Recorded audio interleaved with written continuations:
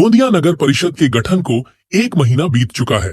अध्यक्ष, उपाध्यक्ष और सभापति ने पदभार भी संभाल लिया है, लेकिन शहरवासियों को अब तक बुनियादी सुविधाएं नहीं मिल पा रही हैं। इसी मुद्दे को लेकर शिवसेना ठाकरे गुट के जिला अध्यक्ष और नगर सेवक पंकज यादव ने नगर परिषद के मुख्य अधिकारी को ज्ञापन सौंपते हुए कड़ा आंदोलन करने की चेतावनी दी है। नगर सेवक पंकज यादव ने आरोप लगाया है कि गोंदिया शहर में नियमित कचरा संकलन नहीं हो रहा, नालियों की सफाई नहीं की जा रही, मच्छरों के नियंत्रण के लिए दवा छिड़काव बंद है और आवारा कुत्तों की समस्या लगातार बढ़ रही है। इसके अलावा नगर परिषद की जर्जर स्कूल इमारतों के नवीनीकरण और गटर योजना के नाम पर खोदे गए रास्तों की मरम्मत की भी मांग की गई है।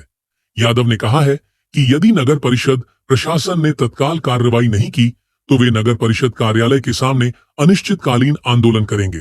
पहला मेरा मुद्दा है कि हमने जो शिक्षा के लिए इसके पहले जो प्रतिवेदन दिया था चुनाव के पहले, आरोग्य के लिए, साफ सफाई के लिए, इन सारे मुद्दों के लिए ये हमारा आंदोलन आचार संहिता चुनाव के चक्कर में रुक गया था। अब इसे हम पुनः चालू करें। मैं भी चुनाव जीत के आया हूँ, ये सारी चीज़ हम फिर से चालू करने जा रहे हैं और हम चुनाव जीते।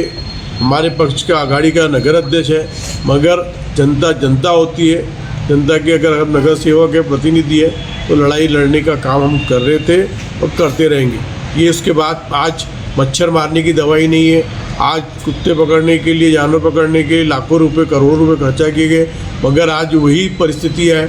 छोटे बच्चे से बड़े से लेके बुजुर्ग तक के लावारिस कुत्ते काट रहे हैं, जानवर है। ये सारी चीज़ को करने के लिए हम लड़ाई लड़ रहे हैं। आज नगर परिषद के पास 3000 रुपये डीजल भरने के लिए नहीं है और नए केबिन बन रहे हैं, नए कालते अपने बैठने की व्यवस्था हो रही है।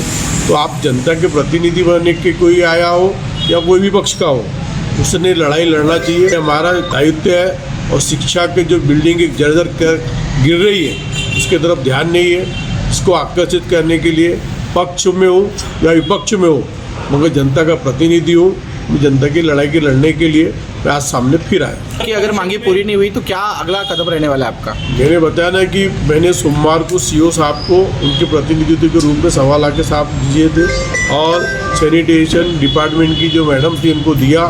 और उसके बाद अगर वो हमारी मांगे पूरी तरह से पूर्ण नहीं करेंगे तो आने वाले 1 हफ्ते के अंदर हम सोमवार मंगलवार को बाकायदा परमिशन लेकर हम वहाँ पे धरना में बैठेंगे नगर परिषद के सामने। भले कि महायुति का नहीं, महागठबंधन का नगर अध्यक्ष है और नगर अध्यक्ष को भी हमने जो प्रतिवेदन दिया तो उन्होंने सीए आज की तारीख की जो काम है, नगर अध्यक्ष ने सारे कामों को डिपार्टमेंट वाइज दे दिया गया और डेटा जो डिपार्टमेंट है, एडाप्टेड डिपार्टमेंट का काम है कि उसके ऊपर अमलबजानी करना है। हमने पहले मैंने ये भी कहा कि नगर परिषद में गत 4 साल की जो प्रोसीडिंग है उसके पहले के 5 साल की प्रोसीडिंग वो सारी लाई जाए और जो पत्र जो भी संस्था ने विरोध किया है शहर के लिए और लड़ाई लड़ने के लिए जनता को सुख सुविधा मिलना चाहिए, वो अगर नहीं होगी तो लड़ाई लड़ेंगे।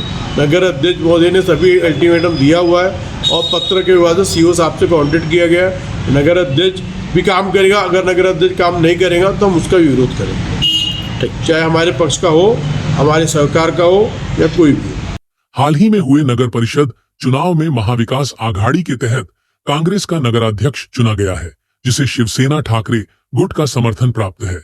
ऐसे में पंकज यादव ने नगराध्यक्ष और मुख्याधिकारी को साफ संदेश दिया है कि सत्ता आती जाती रहती है, लेकिन जनता से किया गया वादा निभाना ही असली राजनीति है। अब देखना होगा कि नगर परिषद प्रशासन इस ज्ञापन को कितनी गंभीरता से लेता है और शहर की समस्याओं का समाधान कब तक होता है, ये तो आने वाले कुछ ही दिनों में पता चल जाएगा।